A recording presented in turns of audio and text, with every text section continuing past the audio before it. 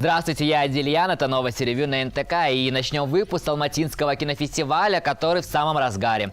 Адильхан Ержанов представил нашумевшее «Ласковое безразличие мира».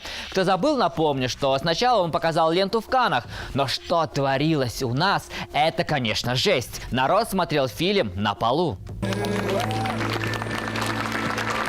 Кинозал, к сожалению, оказался не резиновым. Посмотреть «Ласковое безразличие мира» пришло столько людей, что организаторы были вынуждены устроить еще один показ в другой день. Проката ждать до ноября, хотя во Франции, например, ленту уже вовсю гоняют на больших экранах. Вот этот показ подтверждает, что наш зритель любит авторское кино.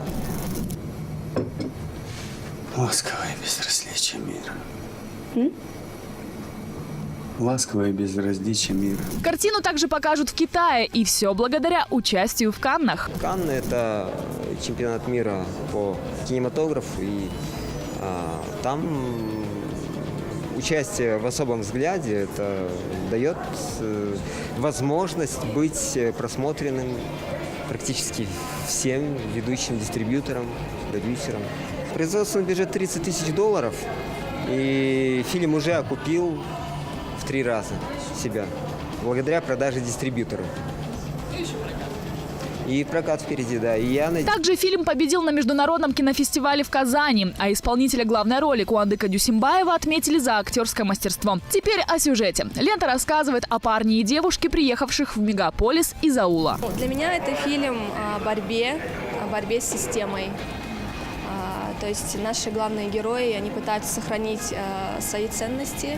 Адильхан Ержанов назвал фильм новой версией истории Козы Курпеш и Баян Сулу. Зрители нашли и другие сравнения. Казахский Бонни и Клайд, знаете. Это какой-то абсолютно не наш уровень, и это сравнивать там с попкорновым прокатом, конечно, невозможно.